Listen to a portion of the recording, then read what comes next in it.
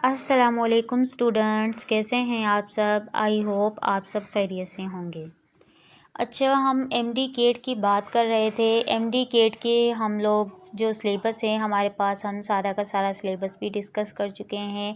MD cat के हवाले से जो भी इंफॉर्मेशन है वो हम सारी इंफॉर्मेशन भी शेयर कर चुके हैं। तो इससे प्रीवियस वीडियो में मैंने आप लोगों को बताया था कि जो नेक्स्ट वीडियो होगी हमारी, उसमें हम एमडी केट के जो पास्ट पेपर है 2023 उसको डिस्कस करेंगे। तो ये आज हमारे पास पास्ट पेपर है 23 का, ठीक है। 2023 का जो पास्ट पेपर है वो यहाँ पर है। आप यहाँ पे उसके सारे एमसीक्यूज़ देख सकते हैं कि एमडी केट के ये सारे एमसीक्यूज़ हैं, ठीक है। ये ऐसा नहीं है कि यहाँ पर सिर्फ ओनली आपको थोड़े से एमसीक्यूज़ बताए गए हैं। यहाँ पे आपको सारे के सारे एमडी केट के एमसीक्यूज़ बताए गए हैं जो कि 2023 के हैं। अच्छा, इससे पहले हम लोग देखेंगे कि ये सबसे पहले हमारे पास जो एमसीक्यूज़ हैं वो किस चीज़ के हैं। मैंने आप लोगों को पहले भी बताया था कि एमसीक्यूज़ में जो हमारे पास 68 एमसीक्यूज़ होते हैं वो बायोलॉजी के होते हैं, 68 एमसीक्यूज़ ही हमारे पास केमिस्ट्री के होते हैं। देन हमारे पास फ़िज़िक्स की बारी आती है, फ़िज़िक्स के भी 68 ही होते हैं। फिर हमारे पास इंग्लिश आता है और फिर उसके बाद लॉजिकल रीजनिंग के क्वेश्चन होते हैं, ठीक है। तो अब ये हमारे पास जितने भी एमसीक्यूज़ हैं, ये 68 जो एमसीक्यूज़ हैं ये हमारे पास सारे किसके हैं, ये बायोलॉजी के एमसीक्यूज़ हैं हमारे पास। तो यहाँ पे आप अच्छे से देख सकते हैं कि बायोलॉजी के जो एमसीक्यूज़ हैं वो किस तरह से हैं। आप यहाँ पे एक एक एमसीक्यूज़ को अच्छे से रीड करके इसकी तैयारी कर सकते हैं।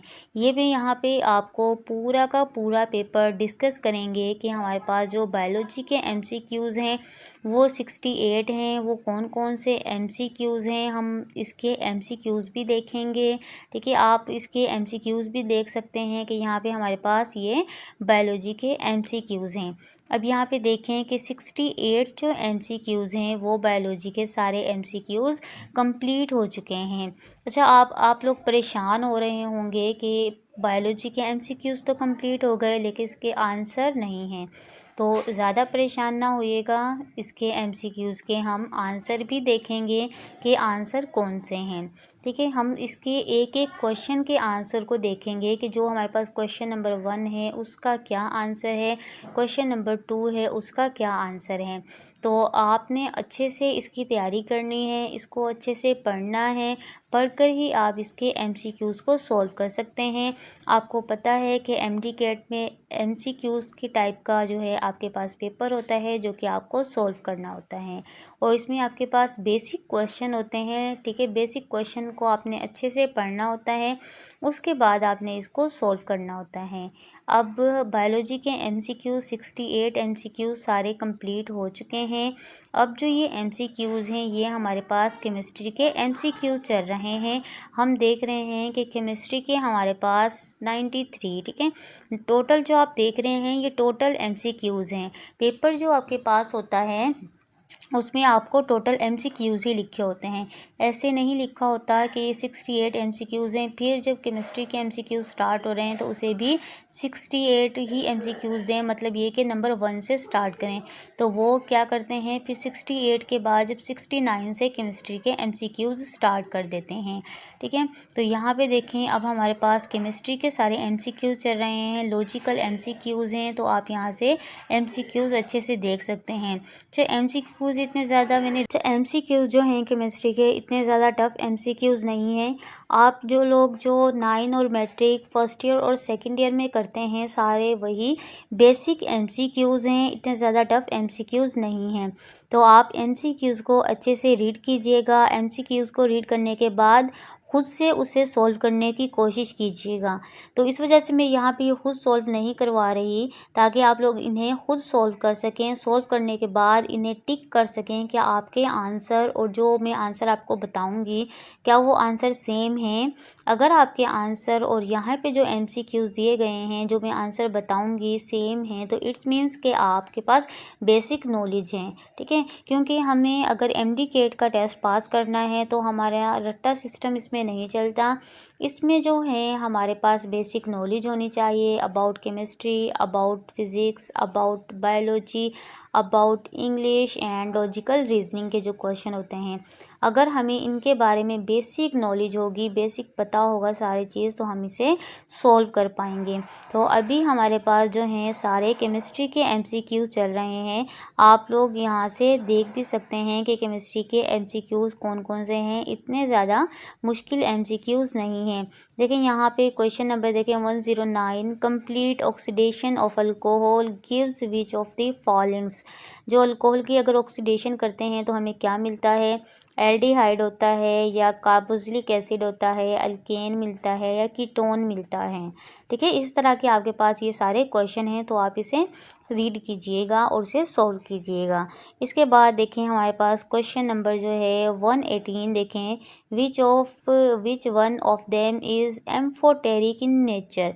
जो आपकी डिफरेंट यहाँ पे आपको एलिमेंट बताए गए हैं और पूछा गया है कि आपने बताना है कि एम्फोटेरिक इसमें से कौन सा है नेचर में। लिथियम ऑक्साइड है, कैल्शियम ऑक्साइड है, बेरिलियम ऑक्साइड है, पोटाशियम ऑक्साइड है। तो आपको पता होना चाहिए कि एम्फोटेरिक होता क्या है। एम्फोटेरिक होता है हमारे पास जो कि हमारे पास नेचर शो करता है, बेसिक नेचर भी शो करता है और हमारे पास एसिडिक नेचर भी जो शो करता है, दिस इज़ कॉल्ड एम्फोटेरिक। तो आपको पता होना चाहिए कि एम्फोटेरिक इसमें क्या है। उसके बाद पूछा है कि विच, अगर हम 121 की बात करते हैं तो उसमें देखें आप, ये देखें ये तो ऊपर गया। आगे हम देखते हैं कि केमिस्ट्री के हमारे सारे एमसीक्यूज़ कंप्लीट हो चुके हैं। देन हमारे फिज़िक्स के एमसीक्यूज़ स्टार्ट हो गए हैं। तो अब हम फिज़िक्स के एमसीक्यूज़ देखेंगे कि फ़िज़िक्स के जो एमसीक्यूज़ हैं हमारे पास वो किस टाइप के हैं। देखें क्वेश्चन नंबर 124 देखें, the resistance of the wire varies inversely as. A पे देखें area of the cross section, B देखें रेजिस्टिविटी, सी देखें हमारे पास लेंथ आ जाता है और डी पे हमारे पास टेम्परेचर आता है। तो आप देखें कि जो रेजिस्टेंस होती है वो किसके इन्वर्सली होती है, किसके इन्वर्सली से वेरीज होती है, चेंज होती है। तो आपको पता होना चाहिए, अगर आपने फ़िज़िक्स को अच्छे से पढ़ा है तो आप इसका आंसर बता सकते हैं। ऐसा नहीं है कि मैं आपको इनके आंसर नहीं बताऊंगी, मैं इनके आंसर भी आपको बताऊंगी, एक एक क्वेश्चन का आपको आंसर बताऊंगी। तो आपने इन एमसीक्यूज़ को रीड करना है, रीड करके ख़ुद से इन्हें सोल्व करना है। ठीक है, इसके बाद क्वेश्चन नंबर 137 देखें, wave trough refer is to.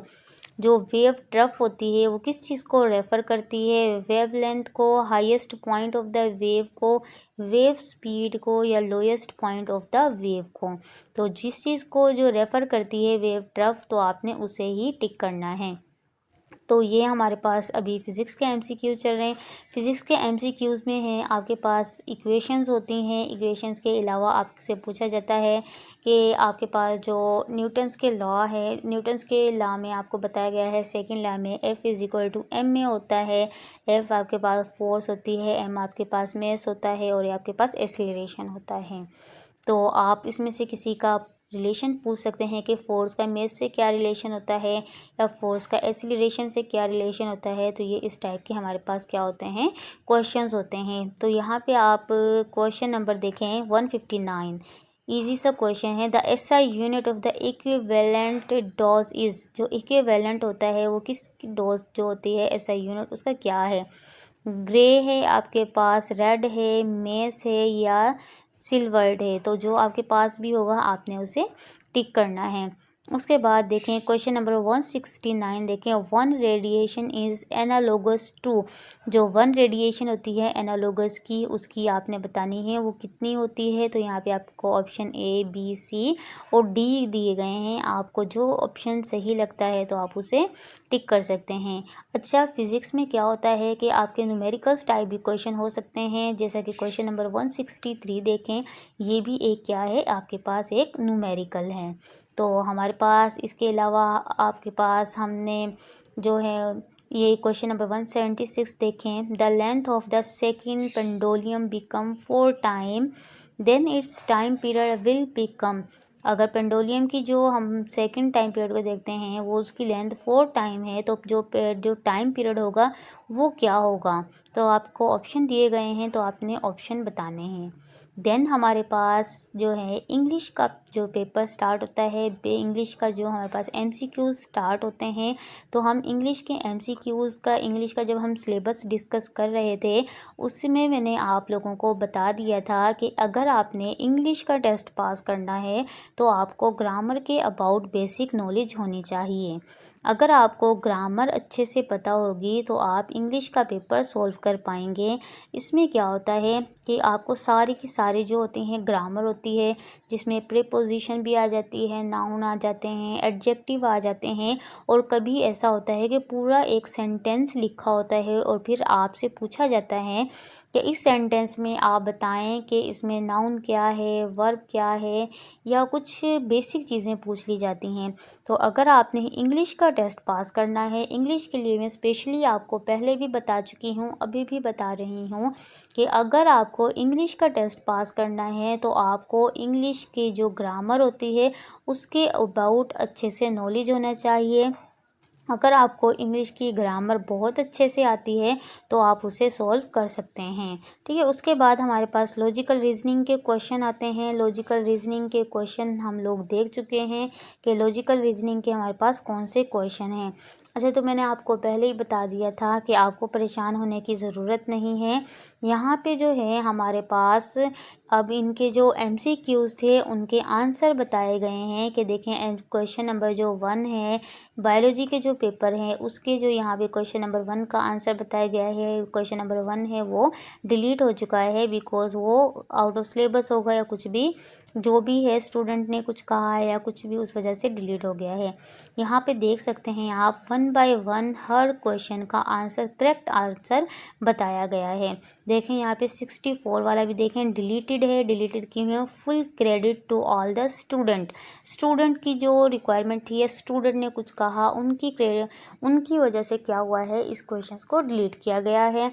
ठीक है, कि मे बी कि इसका आंसर ही मौजूद ना हो। ठीक है, इस तरह से भी हो सकता है, इस वजह से क्या किया गया है, इसको डिलीट किया गया है। यहाँ पे हर क्वेश्चन का आंसर बताया गया है। तो आप यहाँ से क्या कर सकते हैं, अपने जो आपने आंसर टिक किए हैं, जो आपने आंसर टिक किए हैं पढ़ने के बाद आप वहाँ से यहाँ के आंसर को मैच कर सकते हैं और आप देख सकते हैं कि आपके कितनी तैयारी है। इससे आप अच्छे से देख सकेंगे कि आपकी तैयारी कितनी है। तो मैं इस वजह से आपको एमसीक्यू सॉल्व नहीं करवाए थे ताकि आप लोग अच्छे से खुद से एमसीक्यू सॉल्व करने की कोशिश करें, बिकॉज़ ये 2023 का पेपर है और इसमें सारे एमसीक्यूज़ हैं। तो इस वजह से मैंने आपको ये सॉल्व नहीं करवाया ताकि आप खुद से इन्हें सॉल्व करें और यहाँ से आंसर मैच करें कि आप लोगों की कितनी तैयारी है।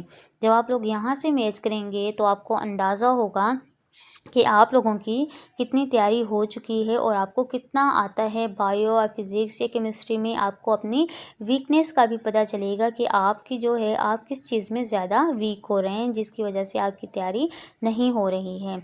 तो यहाँ पे हर क्वेश्चन का आंसर बताया गया है, आप देख सकते हैं। क्वेश्चन नंबर 176 को भी डिलीट किया गया है। Full credit to all the student. ठीक है, तो यहाँ पे ये सारे क्वेश्चंस के आंसर बताए गए हैं, तो आप इन्हें यहाँ से टिक कर सकते हैं। अपने जो भी आपने टिक किए हुए आंसर हैं आप यहाँ से मैच कर सकते हैं। तो आई होप आपको ये वीडियो अच्छी लगी होगी, आपको समझ आ गई होगी। अगर इससे रिलेटेड या एमडी कैट से रिलेटेड कोई भी क्वेश्चन है तो आप मुझे कमेंट्स बॉक्स में कमेंट करके पूछ सकते हैं। और अगर आपको मेरी वीडियो अच्छी लगी है तो मेरी वीडियो को लाइक करें, शेयर करें और बेल आइकन के बटन को लाजमी प्रेस करें ताकि आपको आने वाली हर नई वीडियो का नोटिफिकेशन मिल सके।